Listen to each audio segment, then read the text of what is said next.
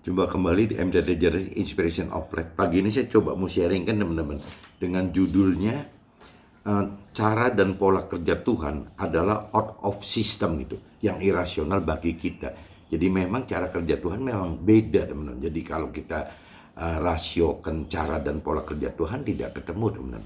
Ya kita harus bisa mengimbangi pola cara kerja Tuhan, cara dan pola kerja Tuhan memang irasional gitu. Jadi kita harus cukup dengan iman percaya apa yang Tuhan perintah peraturan pada kita di dalam firman-Nya, ya kita lakukan saja gitu. Jadi bagaimana kita harus benar-benar totally ya pasrah gitu sama Tuhan. Nah ini masalahnya kembali kan kemauan dan kemampuan kita untuk bisa berpasrah yang positif gitu. Nah ini saya coba bacakan dulu teman-teman di kitab Lukas pasal 1 ayat 33-8. Coba teman-teman cari kitab Lukas pasal 1 ayatnya 30-38 teman-teman. Nah ini bunyinya saya bacakan. Kata malaikat itu kepadanya, "Jangan takut, hai Maria, sebab engkau beroleh kasih karunia di hadapan Allah. Sesungguhnya engkau akan mengandung dan akan melahirkan seorang anak laki-laki. Hendaklah engkau menamai dia Yesus," gitu. "Ia akan menjadi besar dan akan disebut anak Allah yang maha tinggi. Dan Tuhan Allah akan mengaruniakan kepadanya tahta Daud, bapak leluhurnya. Dan ia akan menjadi raja atas kaum keturunan Yakub sampai selama-lamanya, kerajaannya tidak akan berkesudahan." Kata Maria kepada malaikat itu, "Bagaimana hal ini mungkin terjadi karena aku belum bersuami," gitu. Jadi Maria yang bingung gitu. Dan jawab malaikat itu kepadanya, "Roh Kudus akan turun atasmu dan kuasa Allah yang Maha Tinggi akan menaungi engkau. Sebab itu anak yang akan kau lahirkan akan disebut kudus, anak Allah," gitu. "Dan sesungguhnya Elisabet, sanakmu itu, ia pun sedang mengandung seorang anak laki-laki pada hari tuanya, dan inilah bulan yang ke-6 bagi dia, yang disebut mandul itu," gitu. "Sebab bagi Allah tidak ada yang mustahil," kata Maria. "Sesungguhnya aku ini adalah hamba Tuhan, jadilah padaku menurut perkataanmu itu." Lalu malaikat itu meninggalkan dia. Nah ini salah satu pola kerja, cara dan pola kerja Tuhan terhadap Maria teman. Jadi bagaimana caranya seorang perawan Maria gitu bisa mengandung dan melahirkan Yesus gitu. Nah kalau pada zaman itu apabila ada seorang perawan yang di luar nikah sudah hamil gitu, ya disebutnya berzina. Nah berzina itu waktu itu hukumnya adalah hukum yang dilempari batu mungkin sampai mati gitu, sampai meninggal gitu. Nah cuman kalau kita lihat sini jadi dari sisi pola cara dan pola kerja Tuhan ini gitu ya sudah aneh kan. Jadi bagaimana seorang perawan Maria dengan dibuahi oleh Roh Tuhan gitu akhirnya bisa mengandung dan melahirkan Yesus gitu. Sebaliknya dari sisi Maria juga sama. Kenapa Maria mau gitu, mau taat untuk mengiyakan apa yang diminta oleh Tuhan gitu. Apakah kita mampu seperti Maria gitu untuk bisa mengiyakan apa yang Tuhan minta bagi kita? Rasanya konsekuensinya akan menanggung malu gitu ya, menanggung malu. Tapi tetap Maria berani lakukan gitu. Nah pertanyaannya, apakah kita berani gitu melakukan seperti Maria? Pasti kita berpikir secara rasional tidak akan ketemu teman-teman.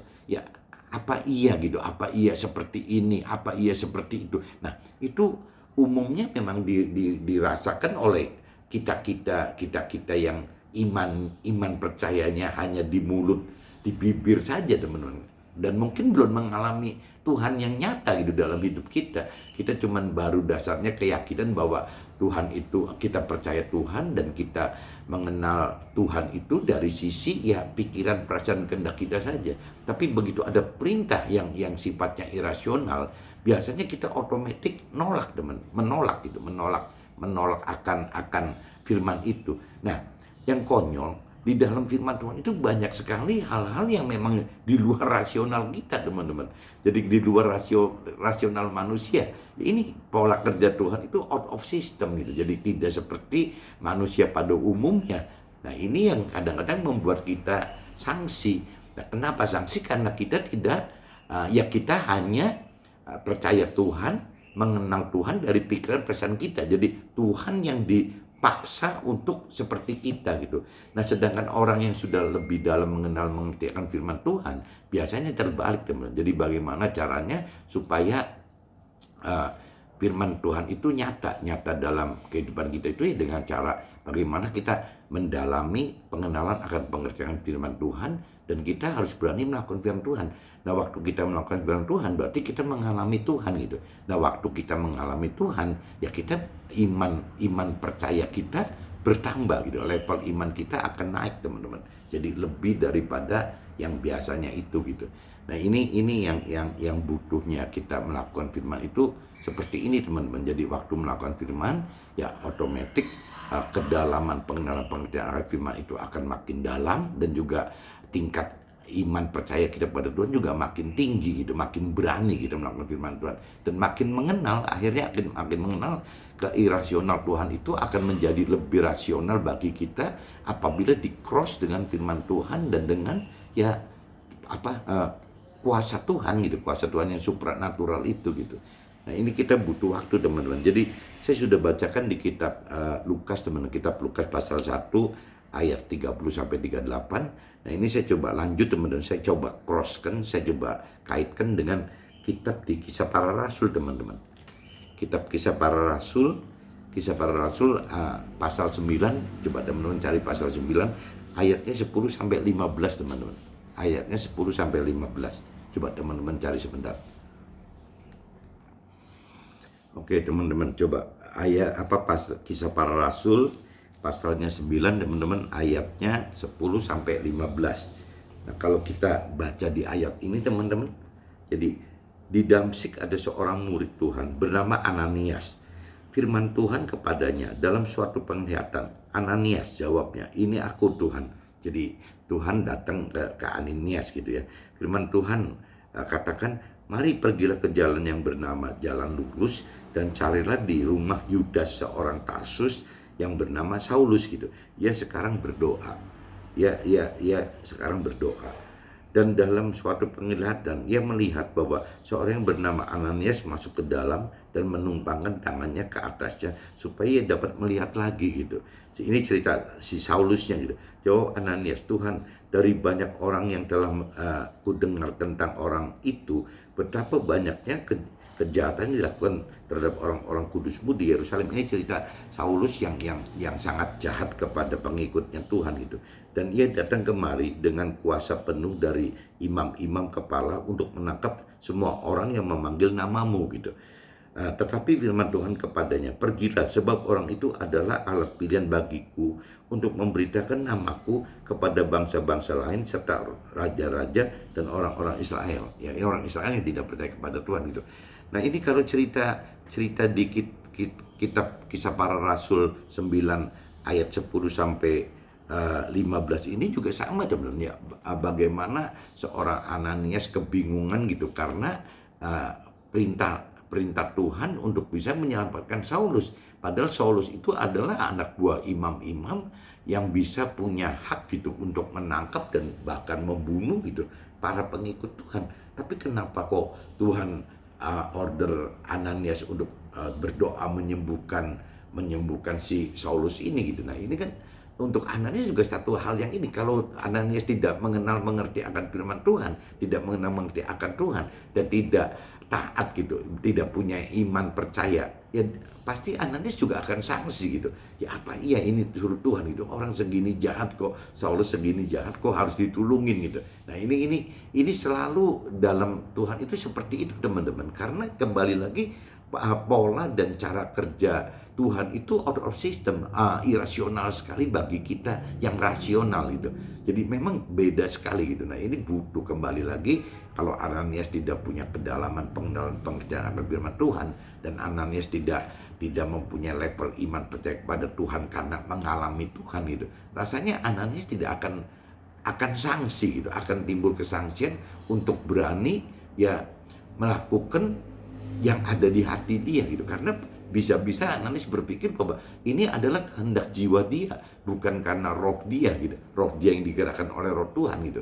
Selalu kita pasti alami itu, teman-teman. Jadi baik Maria, baik yang namanya Ananias, bahkan Saulusnya sendiri juga bisa berasa begitu. Apa iya orang seperti dia bisa dipakai Tuhan sebagai alat Tuhan? Nah ini semua jadi tanda tanya semua teman-teman. Nah ini yang mesti kita ya kembali lagi kita harus mengenal, mengerti akan firman Tuhan lebih dalam dan sehingga level iman percaya kita pada Tuhan bisa lebih meningkat teman-teman. Ini saya sudah bacakan, jadi kembali lagi kalau cerita lihat dari Ananias seperti itu, nah kalau kita lihat dari sisi si Saulusnya juga aneh juga teman-teman. Orang yang begitu jahat kok bisa Tuhan balik menjadi alat Tuhan yang benar-benar hebat sekali gitu. Jadi cerita si Saulus yang mengalami jadi jahat banget, ngawur banget gitu hidupnya, terutama untuk Tuhan itu udah nggak keruan. Tapi akhirnya dipakai Tuhan juga dengan hebat juga gitu, dengan terbalik bisa benar-benar hebat sekali gitu. Nah ini cara kerja Tuhan kembali lagi out of system yang tidak bisa kita pikirkan secara irasional. Ini cerita kalau kita bicara di kitab Lukas 1:30-38, saya coba bicara dari sisi Maria yang kok berani gitu, berani percaya gitu akan dorongan hatinya seperti itu. Begitupun Ananias gitu, untuk menyembuhkan Saulus itu juga butuh dorongan dari hatinya, apa benar gitu bahwa Tuhan mau menyembuhkan Saulus gitu. Nah begitupun dengan Saulus sendiri juga pasti dalam hatinya akan timbul, apa benar orang sejahat dia kok mau dipakai Tuhan sebagai alatnya Tuhan. Jadi ya kembali ke kita lagi, kita sebagai orang yang percaya dan mengaku mengenal Tuhan itu gitu ya, apakah kita pernah gitu alami ada dorongan dalam hati kita untuk berbuat sesuatu seperti yang Tuhan inginkan. Nah kembali lagi teman-teman, apabila kita tidak punya pengenalan akan firman Tuhan, kita tidak mengenal dan tidak mengerti apa perintah dan peraturan Tuhan teman-teman, sehingga kita tidak bisa membedakan apa yang disuruh Tuhan gitu, diperintah dan kehendaki Tuhan, dan apa yang tidak gitu. Nah yang timbul karena pikiran, perasaan dan kehendak kita sendiri. Manusia kan ada 3 teman-teman, ada tubuh, jiwa, roh. Jadi selalu manusia yang tidak mendalami pengenalan pengertian akan firman Tuhan selalu dikuasai oleh jiwa dan tubuh saja gitu, tanpa bisa ada power dari kekuatan rohnya. Sedangkan manusia harusnya ada 3, ada tubuh, jiwa, roh. Nah kalau roh ini ya harus penguasaan kedalaman pengenalan pengertian firman Tuhan itu jelas harus maksimal, dan harus ada level iman percaya kita kepada Tuhan yang maksimal juga gitu. Nah ini semua tidak bisa kita dapat apabila kita tidak mengenal mengerti akan firman Tuhan, tidak mengenal mengerti akan perintah peraturan Tuhan, tidak mengenal mengerti akan janji-janji Tuhan, dan tidak pernah mengenal dan mengerti akan rancangan kehendak Tuhan, karena tidak mengenal mengerti akan firman-Nya teman-teman. Nah ini kembali harus ini didalami gitu, pengenalan pengertian firman harus didalami, sekaligus ya bagaimana roh Tuhan yang ada di dalam kita dihidupkan teman-teman, dihidupkan agar kita bisa benar-benar mengenal mengerti gitu, khususnya mengerti, mampu mengerti apa yang Tuhan perintah peraturan bagi kita gitu, dan kita juga mampu melakukan firman-Nya, karena melakukan firman Tuhan itu banyak yang irasionalnya tanpa ada kekuatan dari roh Tuhan di dalam kita yang mendorong kita melakukan firman Tuhan, rasanya tidak akan berani gitu kita melakukan firman Tuhan. Nah ini saya sudah bacakan teman-teman, baik di kitab Lukas pasal 1 ayat 30-38 dan juga kitab Kisah Para Rasul teman-teman pasal 9 ayat 30-15. Nah ini kalau saya kembali ke draft saya teman-teman, saya lihat draft saya gitu, jadi cara kerja Tuhan adalah out of system bagi kita, karena polanya supranatural gitu, dan ya irasional gitu, supranatural irasional. Bagaimana cerita Yesus lahir melalui rahim seorang perawan Maria yang dibuahi oleh roh Tuhan gitu. Nah hal semacam ini sulit dipercaya dengan akal sehat yang rasional bagi kita gitu. Jadi kayak kejadian Maria pun bagi kita sudah tidak bisa dicerna teman-teman. Ya kenapa seperti ini gitu. Ya tapi itu memang terjadi teman-teman. Memang cara kerja Tuhan seperti itu, cara dan pola kerja Tuhan seperti itu. Nah tidak kalah anehnya jika seorang Maria yang mau dipakai Tuhan sebagai alat Tuhan dengan menurut dan katakan, sesungguhnya aku ini adalah hamba Tuhan, jadilah padaku menurut perkataanku. Inilah imannya Maria gitu. Nah, pertanyaannya, apakah kita bisa seperti Maria gitu? Ya, kalau Maria mendapatkan satu bisikan audible gitu, atau misalnya dorongan dari hati Maria itu bahwa dia akan dipakai Tuhan sebagai perawan yang mengandung Yesus, ibunya Yesus gitu. Kembali lagi bagi kita saat ini yang sudah sudah ditinggali kitab suci gitu. Berarti semua perintah peraturan Tuhan itu sudah tersedia di dalam kitab suci kita.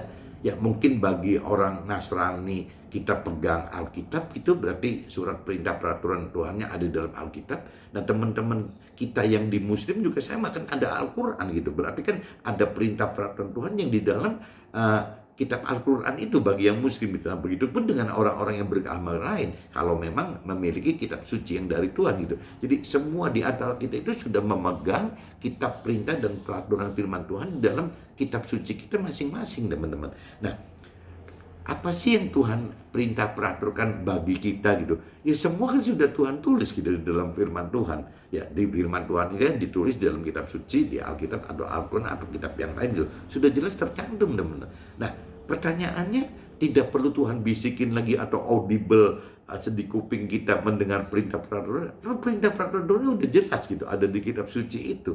Ya, nah ini kembali lagi, apakah perintah peraturan Tuhan di dalam kitab suci kita ini benar-benar sudah kita imani sebagai perintah gitu. Nah, ini yang jadi tanda tanya, teman-teman. Belum tentu semua orang, ya ini kembali lagi kalau orang yang hanya punya keyakinan percaya Tuhan dan mengenal Tuhan tapi dengan pikiran perasaan kehendak sendiri, berarti kehendak jiwanya sendiri gitu, bukan jiwanya Tuhan. Beda sekali dengan orang yang sudah lebih dalam mengenal mengertikan firman Tuhan, ya karena pengertiannya bukan dari jiwanya tapi dari jiwanya Tuhan gitu. Kalau dari jiwa Tuhan berarti dari roh kita, rohnya manusia gitu. Nah, kalau kita sudah mengenal percaya Tuhan dan mengerti Tuhan dari pikiran, perasaan dan kehendak Tuhan gitu, ya rasanya ya kita akan berbeda sekali dengan kita apabila percaya dan mengerti Tuhan dari sisi jiwa kita sendiri, pikiran, perasaan, kehendak kita yang tidak punya dasar, teman. Kalau firman Tuhan kan jelas punya dasar, teman, tidak bisa berubah bahkan sampai kita meninggal, bahkan kita sampai nyampe di akhirat pun tidak akan berubah gitu. Yang namanya firman Tuhan ya akan tetap seperti itu, teman-teman. Nah, ini jadi saya kembalikan lagi, ya kalau Maria bisa mengalami seperti itu, dia mau taat. Pertanyaannya, apakah kita yang mengerti firman Tuhan dengan benar gitu, maksudnya memang mengerti karena ada kedalaman pengertian firman Tuhan, bukan yang percaya atau mengenal Tuhan dengan keyakinan diri sendiri, ya itu kan salah gitu, karena tidak mengerti Tuhan bukan dari persepsi, pikiran, perasaan, jiwanya Tuhan, tapi dari pikiran, perasaan, kehendaknya si manusia sendiri. Yaitu yang konyol, teman. Itu namanya orang keyakinan. Saya selalu katakan orang begini adalah orang rohani yang duniawi gitu. Nah, ini yang malah bisa tersesat, teman-teman. Lebih bahaya daripada orang yang tidak mengenal Tuhan sama sekali gitu, tidak mengaku, tidak peduli percaya nggak percaya atau tidak mengenal Tuhan, itu mungkin lebih baik gitu. Orang begitu akan bisa satu saat bisa lebih mudah untuk dapat mengenal, percaya Tuhan dan mengenal Tuhan dengan cara benar.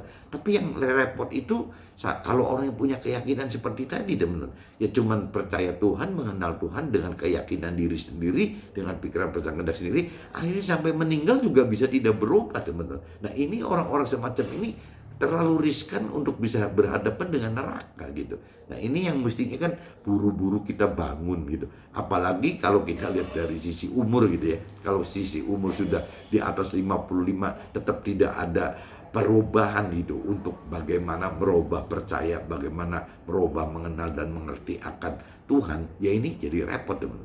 Kenapa repot? Karena kalau sudah di atas 55 tahun, khawatirnya akan kena firman yang ada batas bahwa umur manusia itu ya 70 sampai 80 tahun gitu. Nah, ini yang dikhawatirkan kalau sampai kena kena hukum yang ini gitu, yang 70-80 tahun, ya akhirnya waktunya apa, keburu gitu. Ya 55 targetkan ke 70-80, kalau 55 ke 70 kan sisa 15 tahun teman. Kalau ke 80 berarti kan sisa 25 tahun. Apakah kita keburu gitu? Ya Uber waktunya sampai dari 55 sampai ke 70 atau 80 tahun itu keburu mengenal mengerti Tuhan, firman Tuhan dengan benar gitu. Ya apakah kita keburu beriman kepada Tuhan benar-benar total gitu, seperti halnya Maria tadi kan. Nah ini yang kita mesti buru-buru sadar teman, nggak bisa tunda-tunda terus, apalagi umur kitanya kan berjalan terus gitu.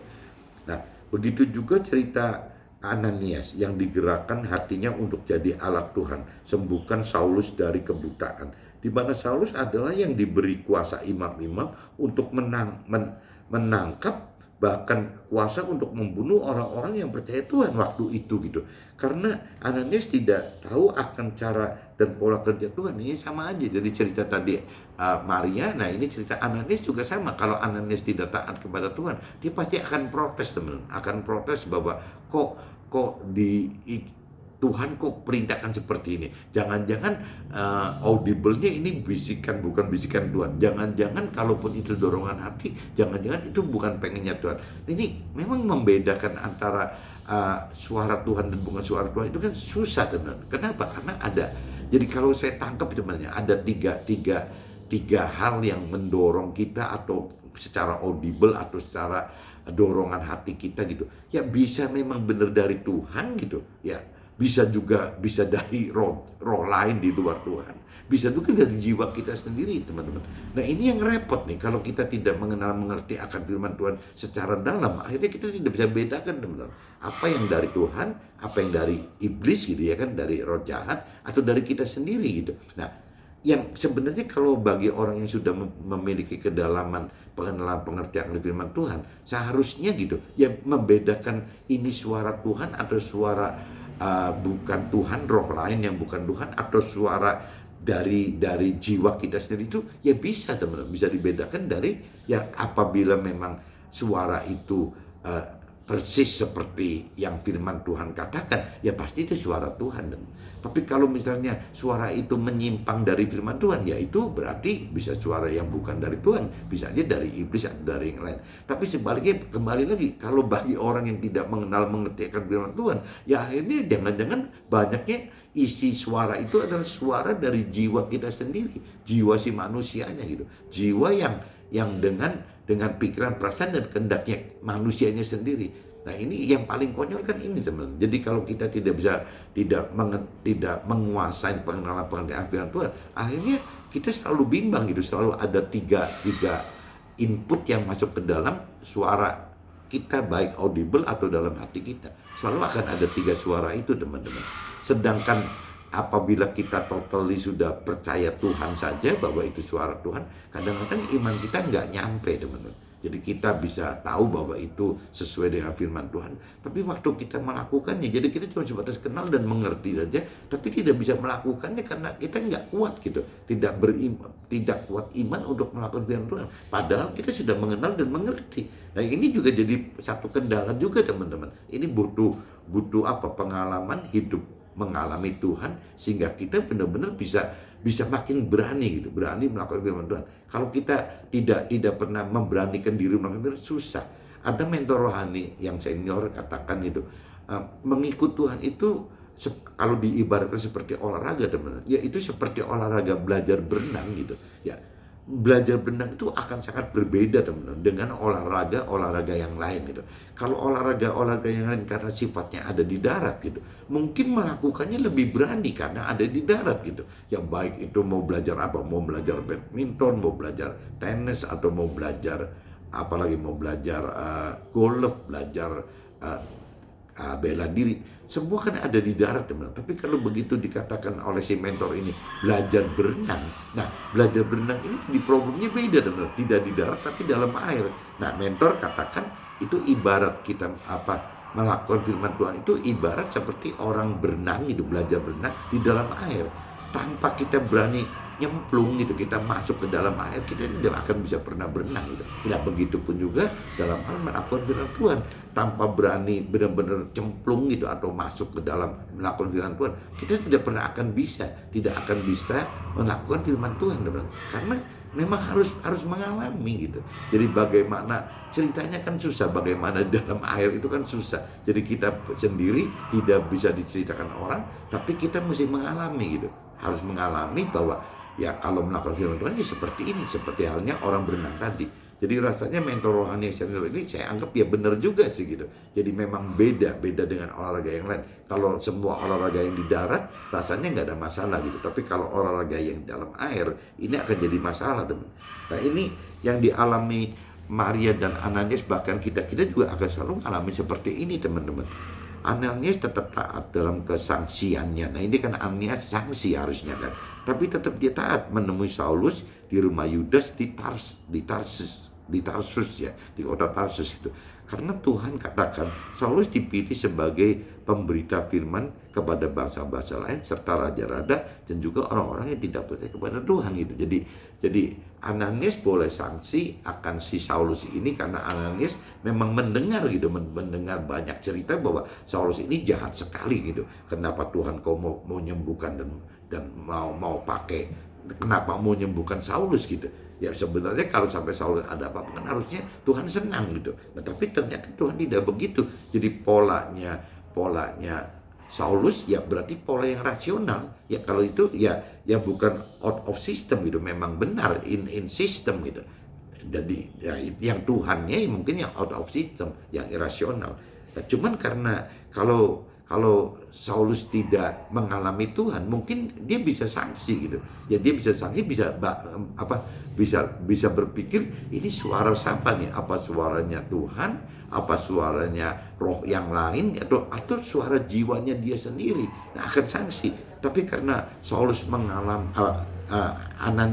Ananias mengalami Tuhan gitu, akhirnya dia percaya bahwa ini memang perintah peraturan Tuhan gitu. Meskipun dia sendiri si Ananiasnya sanksi gitu, sanksi untuk melakukannya. Jadi akhirnya Ananias bertanya ke Tuhan ya seperti itu. Tapi kan Tuhan kasih pernyataan bahwa memang Saulus akan dipakai gitu, akan dipakai oleh Tuhan gitu.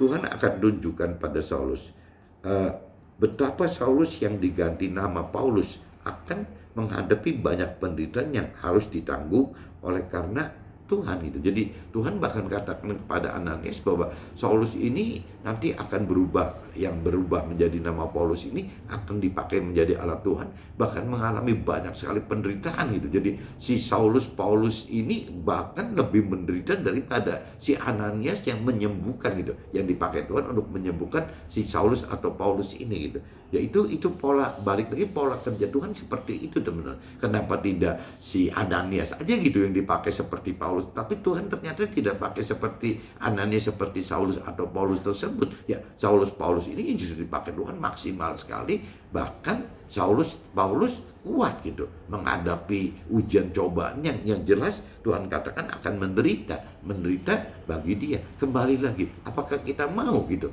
menjadi seperti Ananias yang taat meskipun sanksi kan timbul kesangsian? Apakah kita mau seperti Saulus atau Paulus gitu yang jelas-jelas akan menghadapi penderitaan banyak sekali? Itu Tuhan yang katakan loh. Jadi Saulus mengalami itu tapi dia tidak mundur kok, dia tetap maju.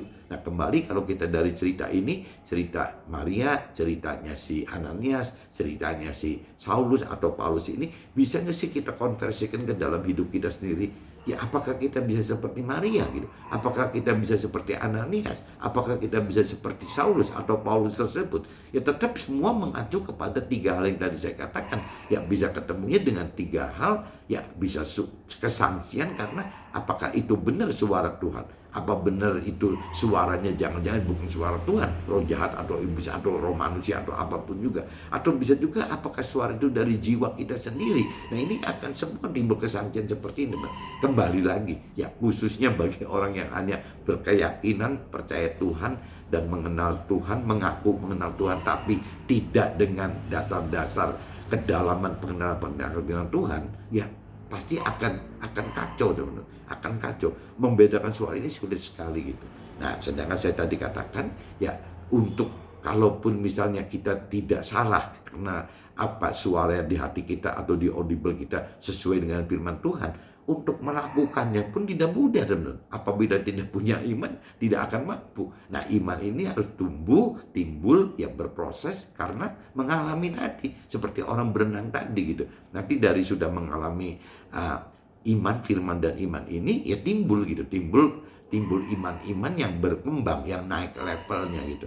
Jadi butuh mengalami, teman-teman. Untuk bisa beriman maksimal itu butuh mengalami. Dari kesaksian Maria dan Yesus serta Ananias dan Paulus dapat kita simpulkan, kita harus peka terhadap dorongan roh Tuhan di dalam roh kita gitu. Karena acap kali dikalahkan oleh jiwa kita dan sifatnya pribadi serta tanpa konfirmasi orang-orang lain di sisi kita. Tuhan dapat jadikan semua orang yang dipilihnya selama orang itu mau dan mampu percaya pribadi Tuhannya serta firman Tuhannya gitu. Jadi di sini saya coba simpulkan, teman-teman. Kadang-kadang untuk bisa kita taat melakukan apa yang Tuhan perintah peraturan itu, ya butuh kepekaan, teman. Jadi butuh kepekaan. Nah, kalau kita tidak peka, kadang-kadang kita jadi saksi sendiri gitu. Karena sifatnya perintah peraturan Tuhan, kehendak Tuhan bagi kita masing-masing itu beda, teman-teman. Dan biasanya konfirmasi itu timbul karena kita pribadi dengan Tuhan gitu.